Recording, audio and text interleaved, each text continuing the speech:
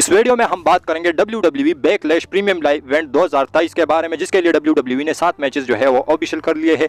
तो इस वीडियो में हम उस मैच कार्ड की विनर प्रेडिक्शन करेंगे। तो ये वीडियो काफी इंटरेस्टिंग होने वाली है, एंड तक देखिए। अगर पसंद आए तो वीडियो को लाइक करें, शेयर करें और फर्स्ट टाइम विजिटर चैनल को जरूर से सब्सक्राइब करें। तो इंट्रो के बाद विदाउट वेस्टिंग ज्यादा time, let's begin this video.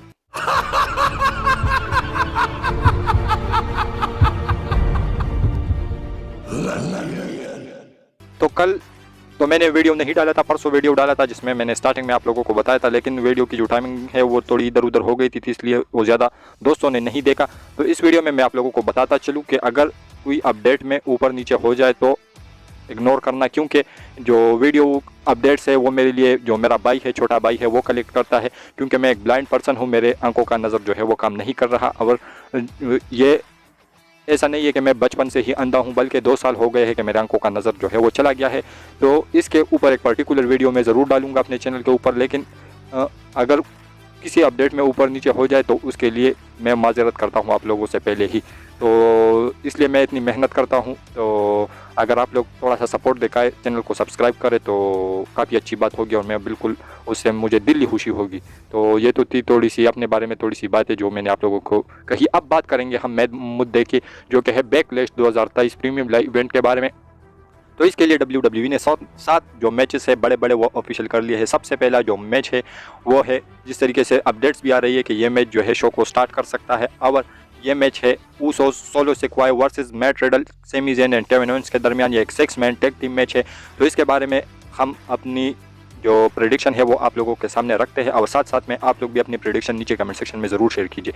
तो ये जो मैच है, अगर बैटिंग ऑड्स की तरफ हम देखें तो यहाँ पर Sami Zayn, Kevin Owens and Matt Riddle वाली जो टीम है वो क्लियर फेवरेट है कि इस मैच को जीतेगी। लेकिन अगर मेरी पॉइंट ऑफ व्यू से आप लोग देखो तो वो ये है कि अगर सोलो सिक्वाई यहाँ पर टर्न कर जाते हैं ऊसोस के ऊपर, तो फिर मैट रिडल और सेमी एंड केविन ओवेंस वाली जो टीम है वो जीत सकती है। लेकिन ऐसा अगर नहीं है, और मुझे लगता भी ऐसा नहीं है, क्योंकि जो WWE है अगर कुछ इसी तरीके से प्लान होता तो फिर ऊसोस को मंडे नाइट रॉ के ऊपर ही डाल देती, या अगर नज़दीक में प्लान होता तो फिर ऊसोस को रोमन रेंस के साथ अलाइन ही नहीं करती। और दूसरी जो सबसे बड़ी रीज़न है कि अगर इस मैच में ऊसोस हारते हैं तो किस रीज़न से, वो है रैंडी ऑर्टन का रिटर्न। जिस तरीके से रूमर्स और अपडेट्स आ रहे हैं कि वो इस मैच के अंदर रिटर्न कर सकते हैं।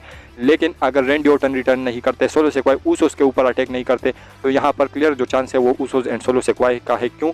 क्योंकि यहाँ पर टाइटल्स जो है वो ऑन द लाइन नहीं है। और अगर आप लोग देख रहे हो तो फ्यूड में Sami Zayn, Kevin Owens and Matt Riddle को अपर हैंड मिलता जा रहा है। और इस रिसेंट के मंडे नाइट रॉ के एपिसोड में तो जिमी ऊसो हार भी गए मैट रिडल से। तो ऐसे में मेरी जो पिक है वो ऊसोस एंड सोलो सिक्वाई यानी ब्लड लाइन के लिए रहने वाली है कि कुछ भी हो जाए वो इस मैच के अंदर विक्ट्री अर्न करेंगे। लेकिन सेम उसी वे में जिस वे में मैंने आप लोगों को समझाया, अगर ये चीज़ें पूरी तरीके से इसी तरीके से होती है तो तब ही ब्लड लाइन इस मैच के अंदर विक्ट्री अर्न करेगी। और मेरी यहाँ पर जो पिक है वो है ब्लड लाइन के लिए कि वो ही इस मैच को जीतेंगे। इसके बाद हम बात करते हैं अगले मैच के बारे में, जो कि है स्मैकडाउन वुमेन चैंपियनशिप के लिए रिया रिप्ली वर्सेस जेलिना वेगा के दरमियान। तो यहाँ पर अगर मैं आप लोगों को बता दूँ तो कोई अनाड़ी आदमी भी बता सकता है कि यहाँ पर रिया रिप्ली जीतेंगी, लेकिन मैं अगर आप लोगों को समझाऊं तो यहाँ पर टाइटल चेंज का कोई भी सवाल नहीं बनता। LW इस समय काफ़ी अच्छा कर रही है, मर्चेंडाइज में भी टॉप पर है, लेकिन मुझे नहीं लगता कि WWE रिया रिप्ली से इतना जल्दी टाइटल लेगी। और मेरी यहाँ पर जो सिंपल पिक है वो है रिया रिप्ली के लिए, और वो इस मैच के अंदर विक्ट्री अर्न करेगी और अपने टाइटल को रिटेन करेगी। इसके बाद हम बात करते हैं अपनी नेक्स्ट मैच के बारे में, जो कि है मंडे नाइट रॉ की वुमेन चैंपियनशिप के लिए, जहां पर बियांका ब्लेयर फेस करेगी इयू स्काई को। और ये भी होगा एक टाइटल मैच जहां पर जो बियांका ब्लेयर है वो अपनी टाइटल को ऑन द लाइन रखेगी।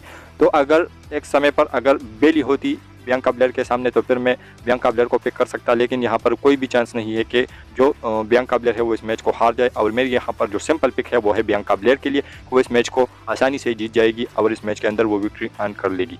इसके बाद जो नेक्स्ट मैच है वो है ओमास वर्सेस सेथ रॉलिंस। तो ये भी काफ़ी सिंपल सा मैच है, मुझे नहीं लगता कि जो ओमास है वो सेथ रॉलिंस को हरा लेंगे, बल्कि यहाँ पर जो मेरी सिंपल पिक है वो है सेथ रॉलिंस के लिए, क्योंकि इस समय वो टॉप सुपरस्टार है। और सुबह सुबह एक अपडेट भी ऐसी आई थी कि जो सेथ रॉलिंस है वो लास्ट फरवरी से उसका विनिंग स्ट्रीक आ रहा है। तो मुझे नहीं लगता कि WWE यहाँ पर सेथ रॉलिंस को हराएगी, और यहाँ पर जो मेरी पिक है वो है सेथ रॉलिंस के लिए कि वो इस मैच को जीतेंगे। इसके बाद हम बात करते हैं अपनी नेक्स्ट मैच के बारे में, जो कि होगा बैड बनी वर्सेस डेमन प्रीस्ट के दरमियान, और ये एक स्ट्रीट फाइट मैच होने वाला है। तो अगर हम देखें कि इस मैच में कौन जीतेगा तो बैटिंग ऑड्स के मुताबिक बैड बनी ही जीत रहे हैं, और मेरी पिक भी बैड बनी के लिए ही है कि वो इस मैच में जीतेंगे। क्यों? क्योंकि जो बैड बनी है वो एक तो सेलिब्रिटी टाइप सुपरस्टार है, दूसरे ये कि जो बैड बनी है वो उसका होम टाउन भी में ये शो हो रहा है, और तीसरी जो सबसे बड़ी बात है वो ये के जो बैकलैश है उसको बैड बनी होस्ट भी कर रहा है। तो इस मैच के अंदर जिस तरीके से रूमर्स आ रहे हैं कि जजमेंट डे और LWO वाली जो फैक्शन है वो भी इन्वॉल्व हो सकती है, क्योंकि एक नो डिस्क्वालिफिकेशन वाला मैच होता है और ये स्ट्रीट फाइट मैच है, तो कुछ भी हो जाए यहाँ पर बैड बनी ही विक्ट्री अर्न करेंगे। इसके बाद हम बात करते हैं अपनी नेक्स्ट मैच के बारे में, जो कि इस लिस्ट में है छठा मैच और ये है यूनाइटेड स्टेट चैंपियनशिप के लिए। यहाँ पर ऑस्टिन थ्योरी डिपेंड करेंगे अपने title against Bobby Lashley and Bronson read. तो यहाँ पर इस मैच के अंदर मैं अगर आप लोगों को अपनी पिक बताऊं तो वो है ऑस्टिन थ्योरी। क्योंकि अगर जो ब्रॉन्सन रीड है तो उसका तो पहले ही पत्ता कट गया, क्योंकि वो मंडे नाइट रॉ के अंदर ड्राफ्ट हो गए। ऑस्टिन थ्योरी और बॉबी लैशली ही रह गए हैं इस मैच के अंदर। तो यहाँ पर जो बॉबी लैशली है उसको ऐसे रूमर्स आ रहे हैं कि जो बॉबी लैशली है वो या तो नाइट ऑफ चैंपियन के अंदर या समर स्लैम के अंदर रोमन रेंस को पेश कर सकता है। तो अगर WWE के कुछ इसी तरीके से प्लान है तो फिर मुझे यहाँ पर नहीं लगता कि WWE बॉबी लैशली को टाइटल देगी।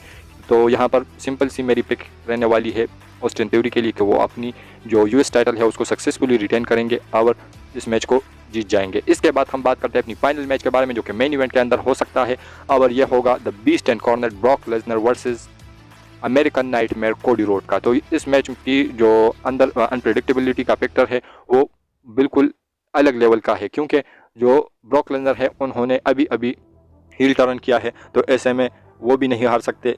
दूसरी तरफ कोडी रोड है, उन्होंने रोमन रेंस से मैच हारा है रेसलमेनिया के अंदर, तो ऐसे में वो भी नहीं हार सकते। तो अगर हारेगा तो कौन हारेगा इस मैच के अंदर? तो मैं आप लोगों को एक सिनेरियो समझाता हूं और वो ये है कि मेरी जो पिक है वो यहाँ पर कोडी रोड ही रहने वाले है कि वो ही इस मैच के अंदर विक्ट्री अर्न करेंगे। लेकिन किस तरीके से? तो वो इसी तरीके से कि जो ब्रॉक लेसनर है वो बिल्कुल डोमिनेशन वे में इस मैच को एंड करे। किस तरीके से कि जो ब्रॉक लेसनर है वो बिल्कुल ही नेस्तो नाबूद कर दे कोडी रोड को और किसी वेपन वगैरह का भी इस्तेमाल करे और कोडी रोड को इसी तरीके से बुरी तरीके से अटैक करे जो मैच है वो जो नो डिस्क्वालिफिकेशन में एंड हो जाए। यानी डिस्क्वालिफिकेशन की वजह से इस मैच के अंदर जो कोडी रोड है वो भले ही जीत जाएंगे, लेकिन स्ट्रॉन्ग जो बुकिंग है वो हो जाएगी ब्रॉक लेसनर की। तो ऐसे में जो ब्रॉक लेसनर के फैंस है वो भी खुश हो जाएंगे और जो कोडी रोड है वो भी इस मैच को जीत जाएगा। तो ऐसे में कोडी रोड के जो फैंस है वो भी नाराज़ नहीं होंगे, क्योंकि अभी अभी वो रोमन से हारा है।